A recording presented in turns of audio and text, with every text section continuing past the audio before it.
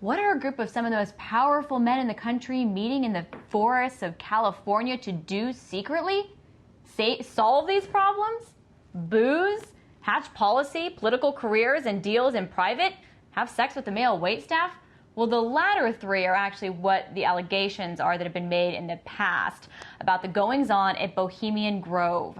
It's the stomping ground of the Bohemian Club, which critics have called Bilderberg West. Now, the club in this retreat has been around for more than 100 years. It's attracted in the past presidents from Taft and Hoover to Reagan and George Bush, father and son, along with actors, business leaders, and sometimes protesters on the outside, at least. Take a look at these old reports from the 1980s and 90s.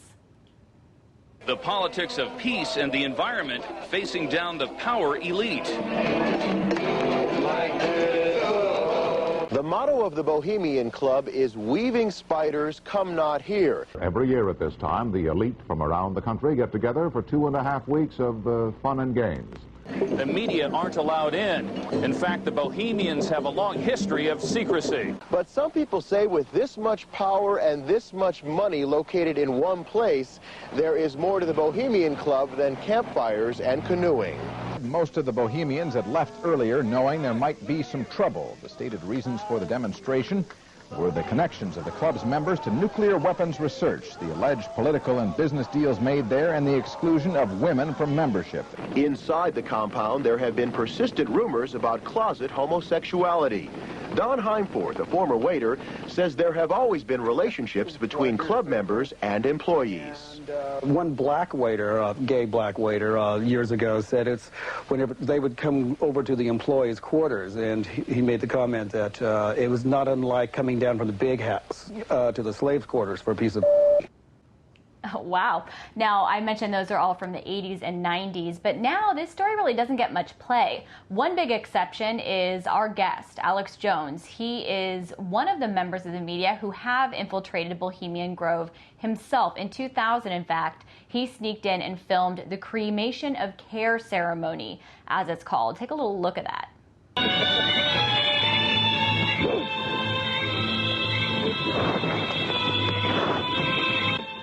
All the time in the darkness across the small lake, the men in black were doing something behind the dark curtains hanging from the redwood trees.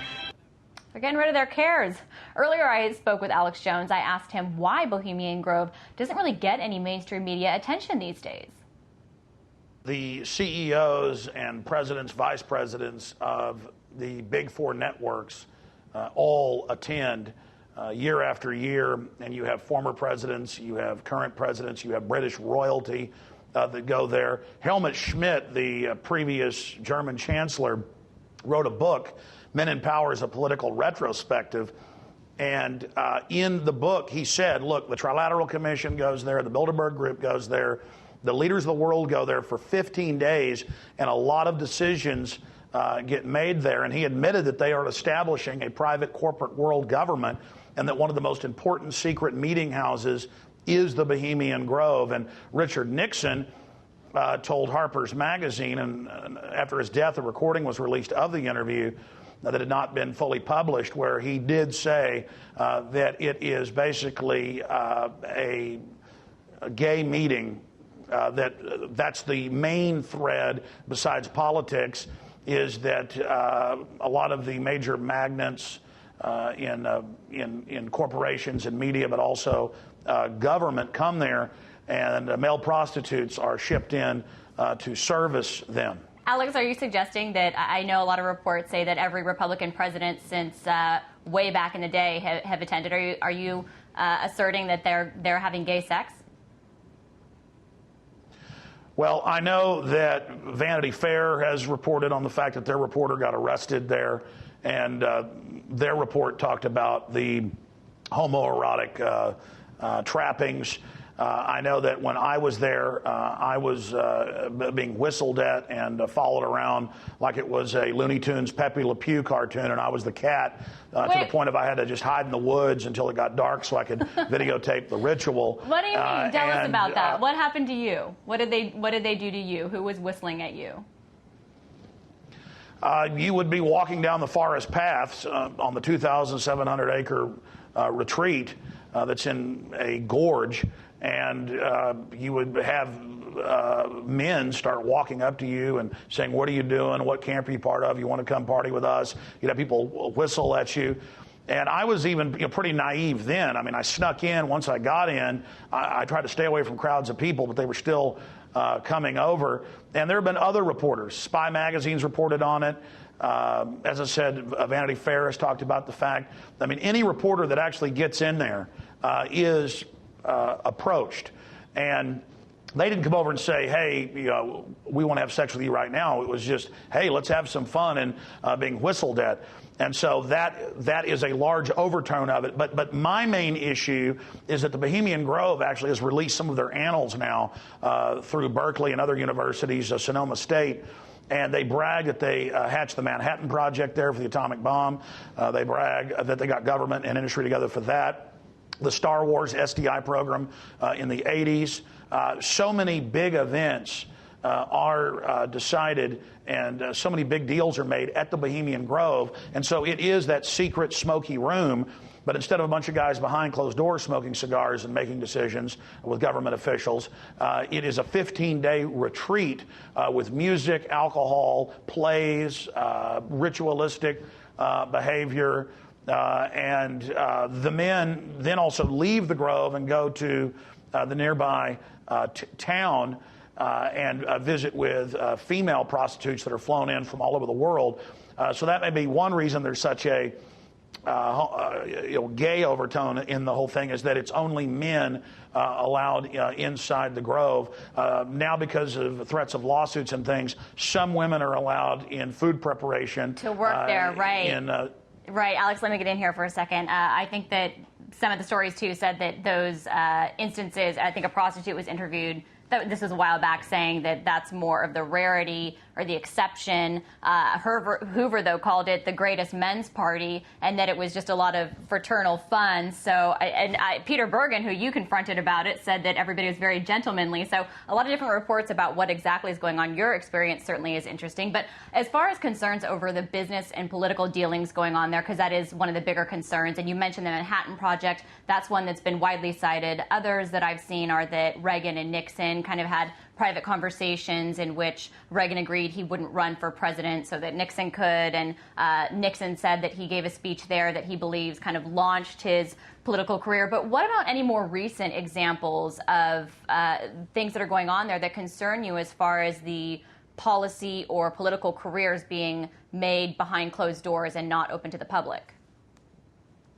Well, you talked about the fact that the dominant media of the United States, the old line dinosaur media, really doesn't talk about Bohemian Grove very much. There was an exception in 2000, right after I got back from the Grove. The announcement was then made on CNN later that the decision for Dick Cheney to be George W. Bush's running mate was made at Bohemian Grove, and that was said on CNN. And when I confronted David Gergen at the RNC convention in 2004 in New York, I was very polite, but I brought up the rituals, and he said, "Listen, if you were inside the Grove, you weren't supposed to talk about that." And I said, "No, I snuck in." At which point, the Karl Rove of 5 previous administrations blew up at me and got in my face, something David Gergen has never been seen to do in the 5 administrations that he's worked with and thousands of media interviews. So this is a big deal to them. They wait for decades on a waiting list to get into it, and major decisions are being made there outside of the Democratic processes. So this is one of the main meeting houses for 15 days. I mean, why would how did they get off work extremely for so long? world powerful people, why would these heavy hitters, the most powerful people in the world, travel and spend weeks together for just a party? It is a partying atmosphere where they try to cement the elite together and basically create a consensus for an agenda. And I've had several of the widows of Bohemian Grove members send me their internal annals that you can actually buy from collectors that are thousands of dollars a piece. I have several of these, and in there there is a very pro-world government, anti-national sovereignty sentiment running through it. And so that's why it's important, is that so many big decisions are being made, and they bring the media, the top Hollywood people together, the head of banking, the academia, with government, and basically it is a huge networking event where they try to cement this global agenda. Really quickly, though, I know one of the things is that reporters have traditionally been kept out, but you're saying that now the media has a role there? Well, by reporters being kept out, uninvited reporters. I am the only reporter to ever get in and get out, and that's because other reporters are greedy. They try to sneak in and hang out and hide in the woods, for days. They try to come up and ask people questions, and then they always get arrested. But are you saying that people that are in the media are there now and are a part of this gathering now? Yes. Yes, just like Bilderberg will have the major editors of several large newspapers and TV networks at their events. The same thing's going on at Bohemian Grove, because Bohemian Grove has 1,200 members, more than 1,000 guests that are vetted and then allowed to come in. And so that's why you don't see a lot of reportage on Bohemian Grove in the news, is because the media is in on it. The media is there meeting with the power structure. Well, then that would imply that even if the media doesn't report on it right away, they're more privy to some of these private speeches that are going on. So then it would be a little bit more transparent, in theory.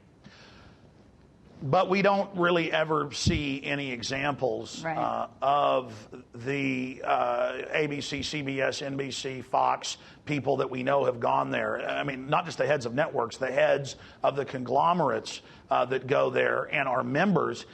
You don't really ever see them talking about what goes on at the, quote, lakeside chats where world leaders basically speak to the crowd and try to sell them on their ideas. Sometimes many years later, the Grove, to brag, will choose to release the text of a lakeside chat that happened a decade before, just to show how they basically charted much of the world's destiny. That's a good point.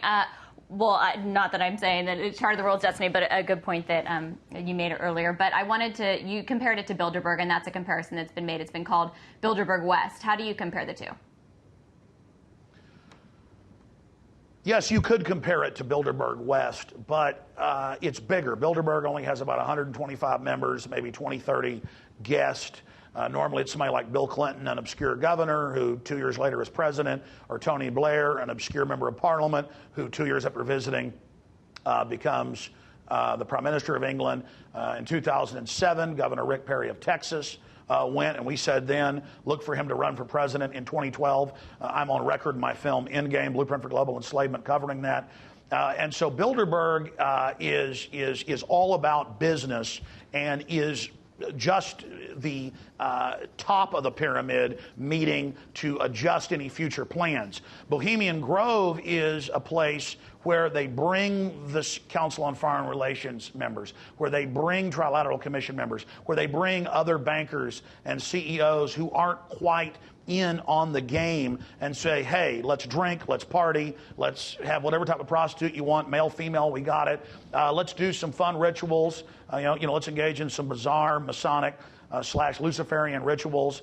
And let's just, party. And then they go out and act like conservative men on television. But the truth is, for 15 days a year, they are running around with their hair on fire and their pants down. And again, it's Richard Nixon that said, if you want me to quote it, he said it's the most goddamn, is it all right if I quote Richard Nixon? Sure. You can pull it up. Richard Nixon said Bohemian Grove is the most goddamn faggy thing you've ever seen. And again, I don't, say that in a hateful way. That's what Richard Nixon said about it, but he went. And did you see men running around with their pants down? And their hair on fire? Okay, do you really want to know what I saw? Yes. I saw large posters up with men dressed as women outside of some of the camps, with Henry Kissinger bent over, simulating sticking his fingers in his rectum. All right. I don't really know where to go from here, except to thank you for coming on. Are you heading up there? I'm here talking to some folks that have info on what's going on at the Grove, and I'll just leave it at that. And again, you asked. I don't really, normally talk about stuff like that, so I told you. And yes, I did see, men pulling their pants down and urinating up against trees, but I think everybody does that in the woods. And we've heard I'm not that. saying everybody at the Grove. I'm not saying everybody at the Grove is a devil worshiper. Everybody at the Grove is visiting prostitutes. The point is that this is where the elite go to really go wild and relive their frat days. And they're a lot older and more decadent than when they were in college. All right. Well, thank you so much for coming in and sharing with us your personal experience. And we'll have to see if you do head up there or not, since you won't tell me. That was radio host Alex Jones.